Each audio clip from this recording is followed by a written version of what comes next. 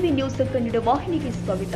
ಅಮಿತ್ ಶಾ ಹೇಳಿಕೆಯನ್ನ ಖಂಡಿಸಿ ಇಂದು ಹುಕ್ಕೇರಿಯಲ್ಲಿ ಕೇಂದ್ರ ಮಂತ್ರಿ ಅಮಿತ್ ಶಾ ಶವಯಾತ್ರೆ ಮಾಡುವ ಮೂಲಕ ದಲಿತ ಯುವಕರು ಮುಖಂಡರು ತಮ್ಮ ಆಕ್ರೋಶ ಹೊರಹಾಕಿದ್ದಾರೆ.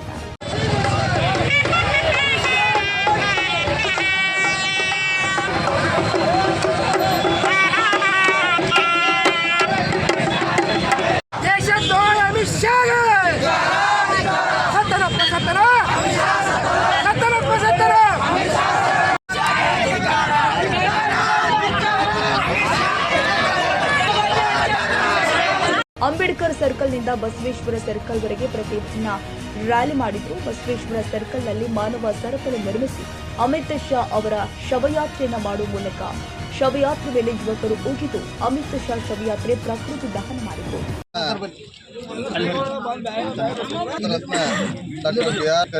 ವತಿಯಿಂದ ಹಮ್ಮಿಕೊಂಡಂತ ಈ ಒಂದು ರ್ಯಾಲಿಯ ಉದ್ದೇಶ ಅಂದ್ರೆ ದಿನ 17/2024 ಸಂಸತ್ತಿನಲ್ಲಿ ಕೇಂದ್ರ ಸಚಿವರಾಗಿರ್ತಕ್ಕಂಥ ಅವರು ನೀಡಿರ್ತಕ್ಕಂಥ ಒಂದು ಹೇಳಿಕೆಯನ್ನ ನಾವು ಪ್ರತಿಭಟನೆಯನ್ನ ಕೊಂಡಿದ್ದೀವಿ. ಏನಪ್ಪಾ ವಿಷಯ ಅನ್ಕೊಂಡು ಜನಸಾಮಾನ್ಯ ಹಳ್ಳಿಯಲ್ಲಿ ಓದದೇ ಇರ್ತಕ್ಕಂಥಗೆ ಗೊತ್ತೇ ನನ್ನ ಅನುಕೂಲಕ್ಕೆ ಯಾವ ವ್ಯಕ್ತಿ ಆಗ್ತಾ ಇದ್ದಾನೋ ಅಥವಾ ಅನುಕೂಲನ ಯಾರು ಕೊಡ್ತಾ ಇದ್ದಾರೋ ಅವರನ್ನ ನಾವು ದೇವರಂತ ಬಡ್ಡಿಂದ ನಂಬ್ಕೊಂಡು ಬಂದಿದ್ದೀವಿ. ಇವತ್ತು ನಾವು ಪೂಜಿಸ್ತಾ ಇದ್ದೀವಿ ಅಂದಾಗ ಭಾರತ ದೇಶವನ್ನು ಆಳ್ತಕ್ಕಂಥ ಬ್ರಿಟಿಷ್ ಹೋದ ನಂತರ ನಮ್ಮ ಭಾರತ ಯಾವ ನಿಟ್ಟಿನಲ್ಲಿ ಬೇಕು ಅನ್ನೋ ಒಂದು ಧರ್ಮಗಳನ್ನು ನೀಡಿದೆ ಯಾರಾದ್ರೆ ಅಂಬೇಡ್ಕರ್ ಬಾಬಾ ಮಾತ್ರ.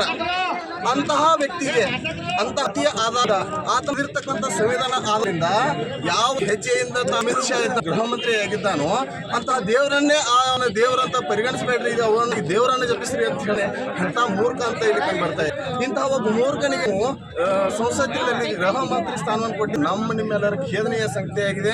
ಆ ಕಾರಣ ಅವ್ರು ಮಾತಾಡಿದಂತ ಒಂದು ತುಂಬಾ ಖಂಡಿತ ಅವರನ್ನ ಗಡಿಪಾರು ಮಾಡುವ ನಿಟ್ಟಿನಲ್ಲಿ ಈ ಯುವಕ ಸಂಘ ಹಮ್ಮಿಕೊಂಡಂತ ಒಂದು ನಮ್ಮೆಲ್ಲರ ಮೂಲಕ ಕೇಂದ್ರಕ್ಕೆ ಕಳಿಸಬೇಕಾಗಿದೆ ಮತ್ತು ಅಮಿತ್ ಶಾ ಅವರು ಸಾರ್ವಜನಿಕವಾಗಿ ಕ್ಷಮೆಯನ್ನು ಯಾಚಿಸಬೇಕು. ಯಾಕಂದ್ರೆ ಭಾರತದ ಸಂವಿಧಾನವನ್ನ ಅಂದ್ರೆ ಧರ್ಮ ಗ್ರಂಥವನ್ನು ಸ್ಥಾಪಿಸಿರ್ತಕ್ಕಂಥ ದೇವರಾಗಿರ್ತ ಅಂಬೇಡ್ಕರ್ ಅವರಿಗೆ ಮಾತನಾಡುತ್ತಾ ಅಂದರೆ ಒಬ್ಬ ಯಾವ ರೀತಿಯಾಗಿ ಮಾತಾಡಬಾರದು, ಆ ರೀತಿಯಾಗಿ ಇವರ ಒಂದು ರೀತಿಯನ್ನ ತಾವು ತಿದ್ದುಕೊಂಡು ಸರಿಯಾದ ದೇಶವನ್ನ ಸಾಗಿಸಲು ಸಂವಿಧಾನ ಬರತಕ್ಕಂಥ ವ್ಯಕ್ತಿಗೆ ಸೂಕ್ತವಾದ ಒಂದು ಅರ್ಹತೆಯನ್ನು ನಿಮ್ಮೊಂದಿಗೆ ತಪ್ಪಿಕೊಂಡು ಸಾರ್ವಜನಿಕ ಕ್ಷಮೆಯನ್ನು ಯಾಚುವಂತ ಈ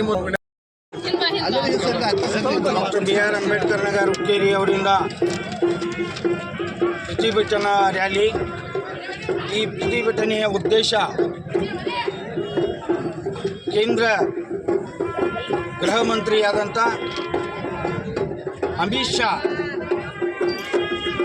ಜವಾಬ್ದಾರಿಯುತ ಸ್ಥಾನದಲ್ಲಿ ಇದ್ದುಕೊಂಡು ಇವತ್ತು ಅಂಬೇಡ್ಕರ್ ಎಂಬ ಶಬ್ದವು ಫ್ಯಾಷನ್ ಆಗಿ ಹೋಗಿದೆ.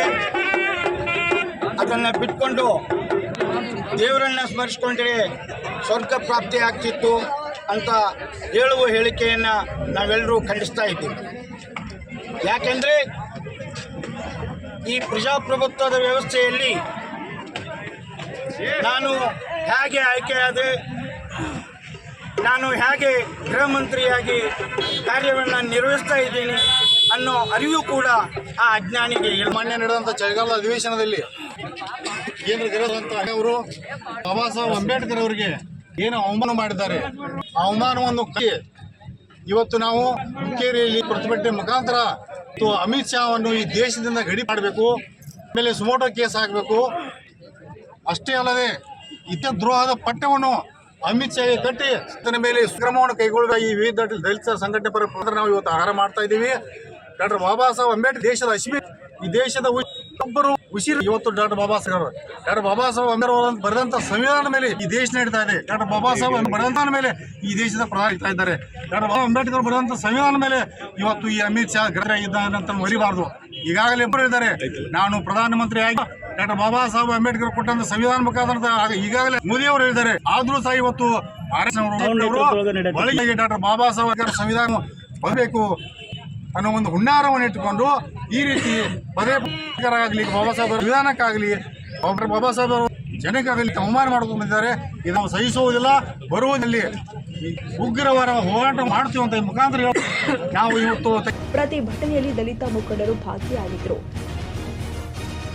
ತಾಜಾ ಸುದ್ದಿಗಾಗಿ MTV News 24/7 ಗೆ ಸಬ್ಸ್ಕ್ರೈಬ್ ಮಾಡಿ ಮತ್ತು ಬೆಲ್ ಐಕಾನ್ ಅನ್ನು ಒತ್ತಿ. ತಪ್ಪದೇ ಲಿಂಕ್ ಶೇರ್ ಮಾಡಿ.